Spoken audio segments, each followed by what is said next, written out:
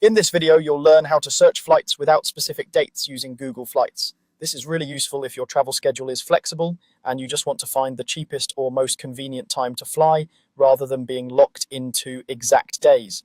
We'll go step by step, keeping it simple and clear so you can follow along in real time. First, open Google Flights in your web browser. You can do this by typing Google Flights into the search bar and clicking on the official Google Flights result, or by going directly to the Google Flights website if you already know the address. You don't need to sign in to use the basic search features, although being signed into your Google account can sometimes help save recent searches or preferences for later.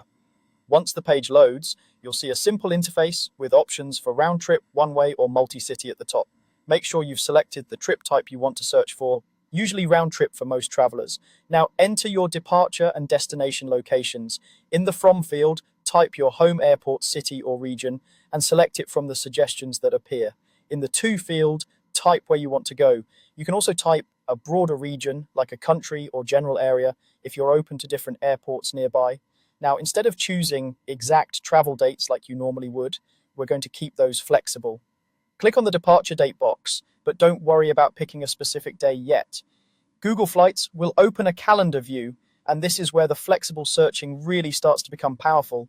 In the calendar view, you'll see an entire month laid out, often with prices displayed under many of the dates. These prices usually represent the lowest available round-trip fare for that date range, based on your route and trip type.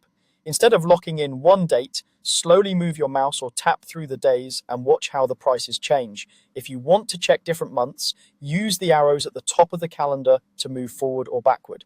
This calendar view is what lets you search flights without fixed dates. You can simply browse across multiple weeks or months to see when the cheapest or most suitable flights appear. If you notice certain days with much lower prices, those are usually the best candidates for your trip.